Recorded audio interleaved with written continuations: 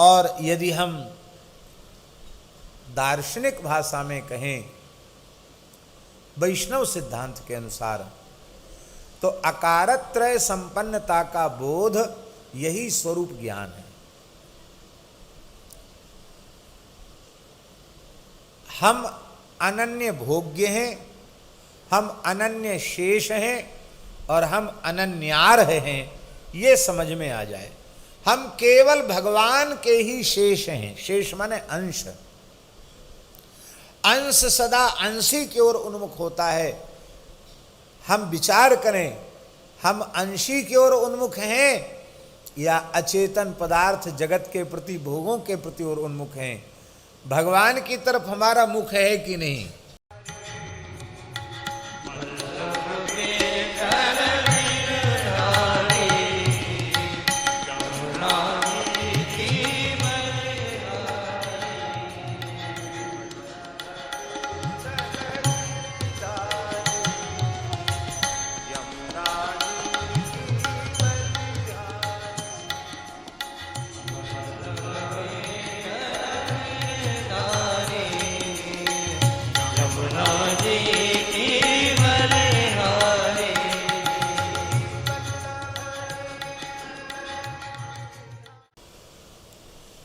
अत्यंत आवश्यक है प्रत्येक मनुष्य को इन 5 प्रश्नों पर विचार करना चाहिए।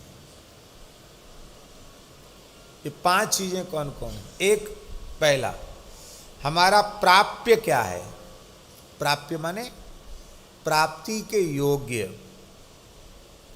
हमें किसे प्राप्त करना चाहिए? हमारे जीवन का लक्ष्य क्या है? हमको क्या प्राप्त करना है? ये प्रश्न भीतर होना चाहिए। तो इस प्रश्न का समाधान ये है कि जिसको पाने के बाद फिर कुछ भी पाना शेष न रह जाए, वही प्राप्य है। और ऐसे केवल और केवल भगवान ही हैं जिनकी प्राप्ति के बाद फिर कुछ प्राप्त करना शेष रहता नहीं। और जब तक भगवान नहीं मिलेंगे तब तक पाने की इच्छा समाप्त नहीं होगी। क्यों नहीं होगी समाप्त? ये इच्छा भगवान ने करुणा करके दी है। जा जी, जब तक लक्ष्य तक जीव नहीं पहुंचे तब तक पाने की इच्छा बनी रहेगी। ये भगवान की करुणा, इच्छा ही ना हो तो। पर दुर्भाग्य की बात है कि वह नाशवान भोगों को ही, चाहे वह लौकिक भोग हों अथवा पारलौकिक भोग हों, उन भोगों की ही प्राप्ति की इच्छा करता है, उन्हीं को अपने जीवन का लक्ष्य बना लेता है और उन्हीं की प्राप्ति के प्रयत्न में अपने अमूल्य मानव जन्म को नष्ट कर देता है।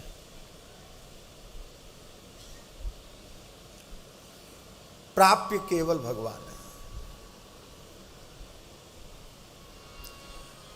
दूसरा है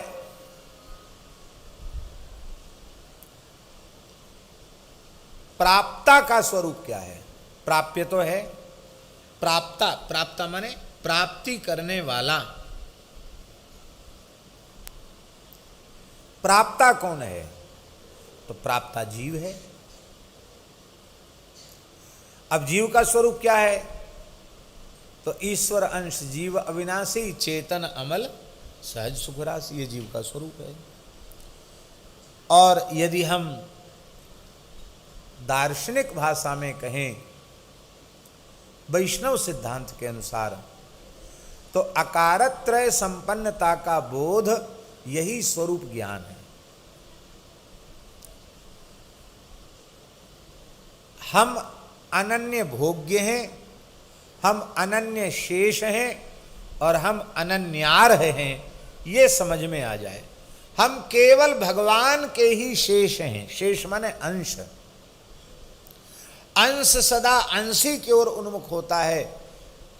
हम विचार करें, हम अंशी की ओर उन्मुख हैं या अचेतन पदार्थ जगत के प्रति, भोगों के प्रति ओर उन्मुख हैं। भगवान की तरफ हमारा मुख है कि नहीं? संसार की तरफ पीठ होनी चाहिए और भगवान की तरफ मुख होना चाहिए। ऐसा तो नहीं कि खड़े तो भगवान के दरबार में है, पीठ भगवान की तरफ है, मुख संसार की तरफ है।